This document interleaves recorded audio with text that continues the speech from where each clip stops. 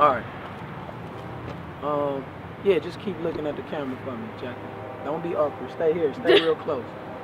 Okay, get the dog. Oh, yeah, look. They watching us. All right. Yeah, that's for real. That's an emergency vehicle. All right. Serious moment. This shit's serious. Because Martin Luther King, it was proven in a court of law that he was killed by the government. Did you know that? Yes, I knew that. Yes, the government literally assassinated Martin Luther King Jr., who was a freedom fighter who used his intelligence and his platform to try to advocate for people to be free and equal, just so other poor people could eat some food too. Just for that reason. They killed him just so the poor people could get some food. Just so they could get some food, Jack. Mm-hmm. Okay, so hold on. Ain't it Oreo? Yeah. Yeah, I don't know. It's good because I wanted to smoke in front of this. You know what I'm saying?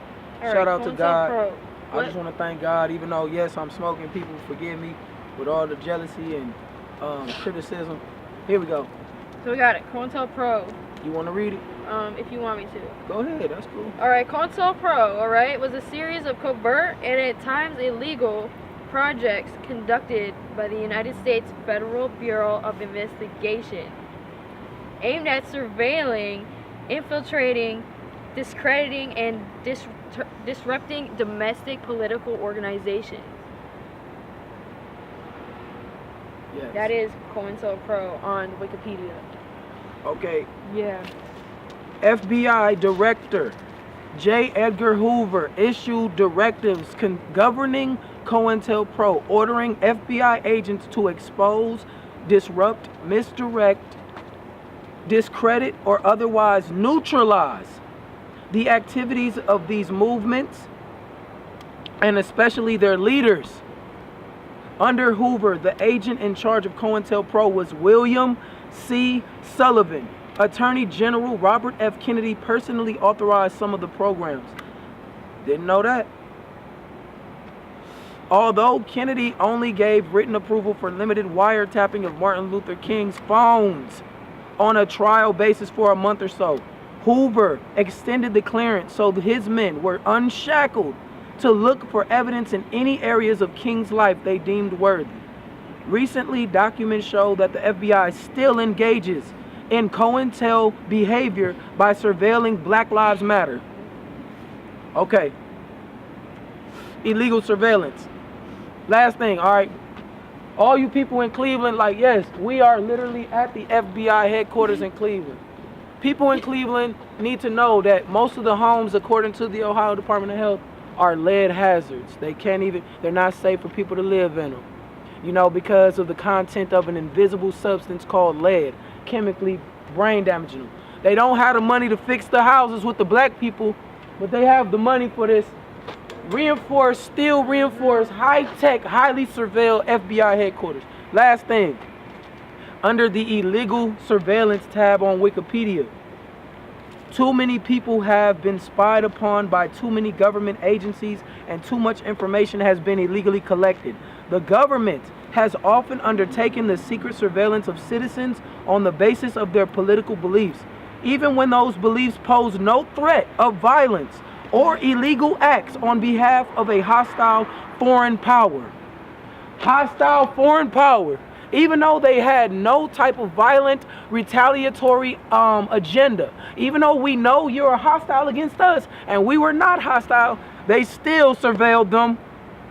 It says the government operating primarily through secret and biased informants, but also using other intrusive techniques such as wiretaps, microphone bugs, surreptitious mail opening.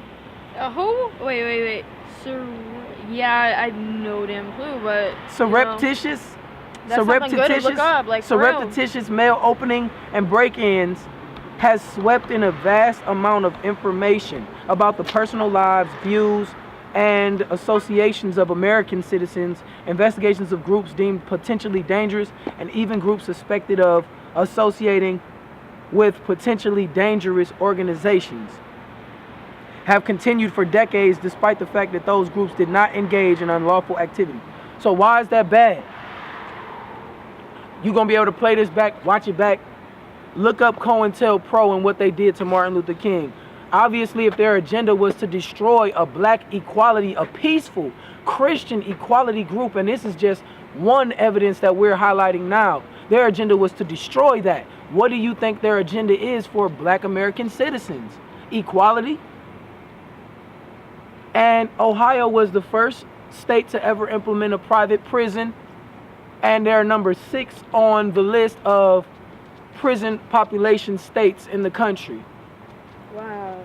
Yes, and That's 216, just disgusting.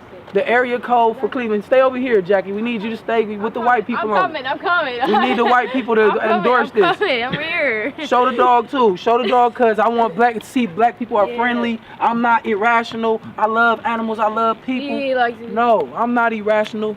I'm just an average person, because what does the media do? Slander black people. They're looking for already ways to discredit me now. Oh, why is he wearing a hood? Why? Because of their indoctrination. Okay? Yes. So this is what needs to happen. People in Cleveland, wake up. How do they not have money to get the lead out your homes, poisoning your kids? Money to, put towards this institution? Okay? Number 6 largest prison population state. Okay? Just a few years ago, I was arrested for protesting when Cleveland police shot a car with 2 unarmed black people 127 times, something like that. 100 shots, over 100 shots. I went to jail for that. My name is TANIS. Facts. And they illegally, the court system had to admit guilt and malpractice. They had to admit their guilt and their mistreatment of me and other protesters. I had to sue the state. I had to sue Cleveland because of their heinous oppression of black people. For me protesting, yes.